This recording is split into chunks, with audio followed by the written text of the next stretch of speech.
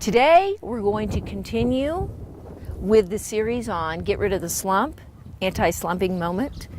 And so we're going to take it right into running. You're going to tackle that running. And maybe you're going to tackle somebody when you're running or whatever. But we're going to get into how to run without the slump, how to be an anti-slumping runner. I'm Lisa Ann, and I love to talk about posture. Posture is my thing. I help people move in and out of their day so they feel better just doing that everyday stuff better, like bending, standing, walking. Well, today we're going to get out of the slump, okay? The slump. So we're going to attach that to running. So how many people have seen runners like this? And you see them, and maybe you're one of them, and you don't even know it. And you have knee pain, little neck pain, shoulder pain, and you've done some stretching, and you have all sorts of things, but you don't get rid of the slump. It's because your center of movement is no longer in your hips. If you are like this, it is moved to where the center of movement's changed, and that changed the whole mechanics of things. It changes how every joint's going to work, not work, and how easy or hard your run is. So in this series, we've been talking about bending. We have been discussing how keeping the slight arch in your back, getting this part of your life. And the more this happens, this part straightens out. Most people are into the bending here, sitting like this. Your whole life is interrelated. So if all day long you're disconnected to what's happening, how can you be connected to your run and your body when running? It's just kind of common sense that we just don't think about. But we are now. Yes, we are. Another thing is you gain a better feel when you come from your hips. You actually are going to be using what I call the posterior chain, back of the body more. And you're not going to be so trapped in your hips, okay? Those are just expressions I use to say, let's get everything connecting. So, if I run like this, and I don't care so much whether your gait is wide or small and all that right now, that's not the issue.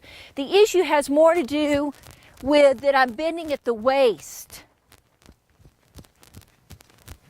Okay? So if I'm bent at the waist, I've shifted the weight into the thighs, and I'm probably going to have things going on in my knees and maybe my feet.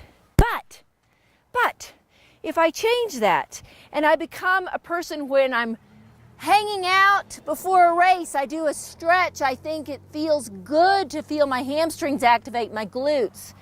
I keep that arch in my spine. I keep my upper spine really straight. I do that. I do that before I run. I do it after I run. I do it in my life. Then my run can be more upright. Then I can feel my hips. Oh, like I'm moving from my hips. Now, you can lean a little if you want to from your hips, like you do on a hill. So if you're running up a hill, most everybody likes to lean into a hill. You don't have to if you feel comfortable. Totally upright, fine. But leaning into a hill from the hips gives you that sense of, oh, I'm using the back of my legs more. Okay? I feel it from here, all right? If you don't want to lean into the hill, that's fine. But the tendency when you don't lean a little at first is that you get really you kind of overdo the anterior part of the hip. The lean just helps you find out where you're moving from down here. It's so subtle. So subtle. Play with it. Okay? So you land in the center of your foot, because you're going to email me and say, how am I supposed to land in my feet? You land in the center of your foot. It's much easier if you're moving from your hips right.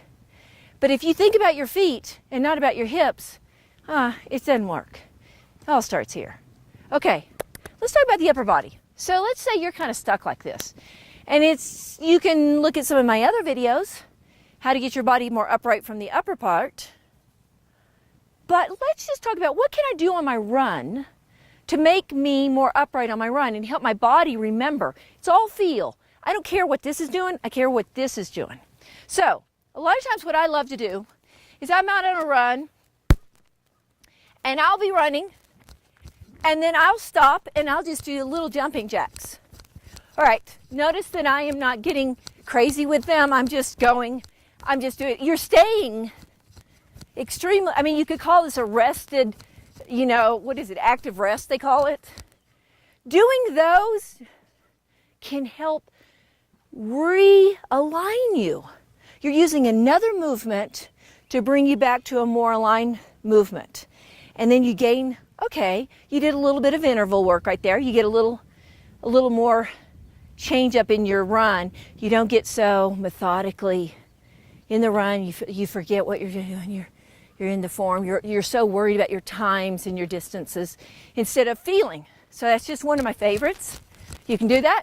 Now, if you're a real gunner, and I'm kind of a gunner, what I like to do is I like to stop and I'll do some of these. Now, that may be more than you want, but this is also little high intensity interval training, which I like. But it again begins to get you out of this thing that I see runners in, and then before you know it, it's that, and then it's like the gravity's pulling them down. What's happening is you've lost the feel. So, hip bending, think about using posterior chain, butt, spine's upright, drop arms, crown to the sky, crown up, body relaxes. So if my head is up, thinking up, my body relaxes down.